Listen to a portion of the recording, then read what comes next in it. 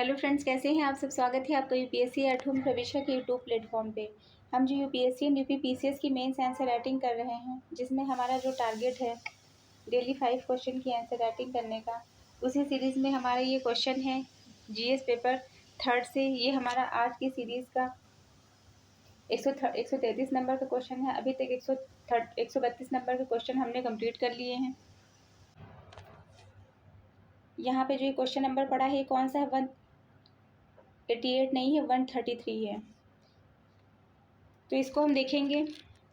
Question है हमारा, भारत में डिजिटल इंडिया पहल से सामाजिक आर्थिक प्रभावों का मूल्यांकन कीजिए। क्वेश्चन क्या पूछा गया है?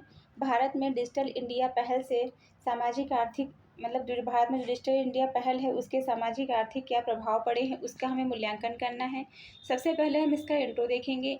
इंट्रो में क्या है कि डिजिटल इंडिया का जो उद्देश्य है वह भारत में सरकारी सेवाओं को नागरिकों तक डिजिटल माध्यम से पहुँचाना, जिससे समावेशी विकास और आर्थिक दक्षता सुनिश्चित हो सके। इसकी शुरुआत 1 जुलाई 2015 को हुई थी। तो इसमें क्या बताया गया है कि जो डिजिटल इंडिया है, डिजिटल इंडिया भारत की एक प्रमुख पहल है, जिसका उद्देश्य क्या है कि डिजिटल सेवाओं को जो है जनता तक पहुंचाना।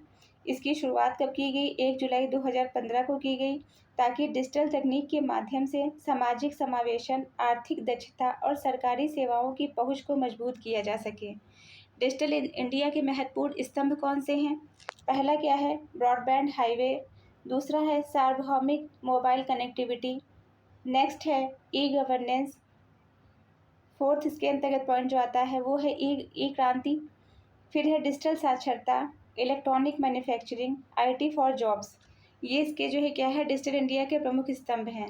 नेक्स्ट जो कि क्वेश्चन की मेन बॉडी में पूछा गया है क्वेश्चन कि इसके सामाजिक और आर्थिक प्रभावों का मूल्यांकन करना है। तो सबसे पहले हम इसके सामाजिक प्रभावों को देखेंगे, जिसके अंतर्गत जो फर्स्ट पॉइंट है वह क्या है? सेवाओं की पहुँच।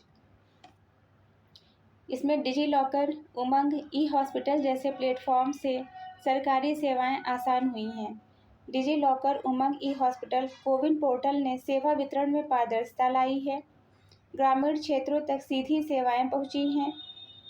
इसके अंतर्गत सीएससी मतलब कॉमन सर्विस सेक्टर्स के अंतर्गत जो महत्वपूर्ण भूमिका निभाता है। फिर नेक्स्ट क्या है? डिजिटल साक्षरता। इसमें पीएमजी दिशा से ग्रामीण और वंचित वर्ग को डिजिटल रूप से जो है साक्षर हुए हैं। पीएमजी दिशा जैसी योजनाओं ने करोड़ों लोगों को डिजिटल साक्षर बनाया है। महिलाएं और युवा अब डिजिटल दुनिया से जुड़ रहे हैं। नेक्स्ट क्या है? शिक्षा स्वास्थ्य सुधार। इसके अंतर्गत ई पाठशाला, दीक्षा, टेली मेडिसिन सेवाएं प्रभावी हुई हैं। इसमें क्या है? ई पाठशाला, स्वयं दीक्षा ऐप से ऑनलाइन शिक्षा सुविधा बढ़ी है। टेली मेडिसिन, आरोग्य सेतु जैसी डिजिटल स्वास्थ्य समाधान उपलब्ध हुए हैं। फिर नेक्स्ट क्या है? पारदर्शिता। इसमें डीबीटी और आधार से सब्सिडी लीक कम हुआ है। मतलब डीबीटी क्या होता है? डायरेक्ट जो इसका फुल फॉर्म होता है। इससे सशक्तिकरण और पारदर्शिता बढ़ी है। इससे जो है क्या हुआ है? डीबीटी मतलब जो है डायरेक्ट बेनिफिट ट्रांसफ़र ने भ्रष्टाचार में कमी लाई है। आधार आधारित पहचान ने हाशिए के वर्गों को मुख्य धारा से जोड़ने का प्रयास किया है।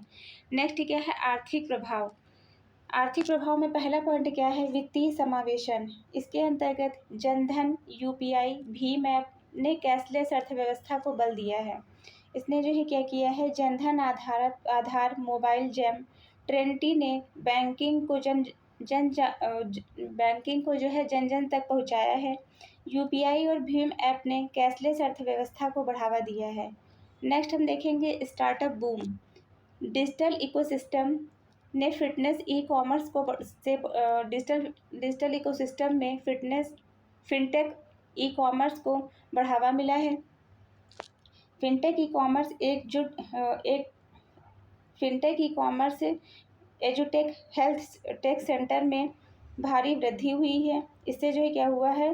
जो फिनटेक है और ई कॉमर्स एजुटेक हेल्थ टेक सेंटर में हेल्थ टेक जो सेक्टर है उसमें भारी वृद्धि हुई है। दूसरा क्या है कि ग्रामीण क्षेत्रों में ई कॉमर्स के अवसर बढ़े हैं। नेक्स्ट हम देखेंगे सरकारी दक्षता। सरकारी प्रक्रियाओं में इससे दक्षता आई है। जेम डिजिटल भुगतान से सरकारी कार्य तेज और पारदर्शी बने हैं। जेम पोर्टल के जरिए पारदर्शी खरीद सुनिश्चित हुई है। डिजिटल रिकॉर्ड से कार्य कुशलता में सुधार हुआ है। नेक्स्ट पॉइंट क्या है? रोजगार का सृजन। इसके अंतर्गत डिजिटल सेवाओं और स्टार्टअप से नए रोजगार पैदा हुए हैं। डिजिटल स्किलिंग और स्टार्टअप के माध्यम से नौकरियों की संभावनाएं बढ़ी हैं। तो ये हमने इनके प्रभावों को देखा, सामाजिक और आर्थिक।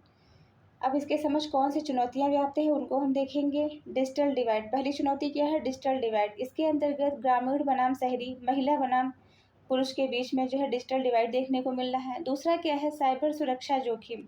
इसमें साइबर सुरक्षा, डेटा संरक्षण की चिंता है। थर्ड पॉइंट क्या है? सीमित डिजिटल साक्षरता। इसके अंतर्गत भाषा और जो है पहुंच की बाधाएं देखने को मिल रही हैं। फिर नेक्स्ट क्या है? नेक्स्ट हम देखेंगे इसका कंक्लूजन। अतः निष्कर्षतः यह कहा जा सकता है कि डिजिटल इंडिया ने भारत को सामाजिक आर्थिक रूप से अधिक समावेशी और सक्षम बनाया है। चुनौतियों पर ध्यान देकर इसे प्रभावशाली बनाया जा सकता है। डिजिटल इंडिया सिर्फ तकनीकी बदलाव नहीं, यह एक सामाजिक क्रांति है। तो ये हमारा क्वेश्चन कंप्लीट होता है, जो कि हमने लिया था जीएस पेपर 3rd से। अभी तक में हमारे 132 क्वेश्चन हो गए हैं। ये 133 नंबर का क्वेश्चन है।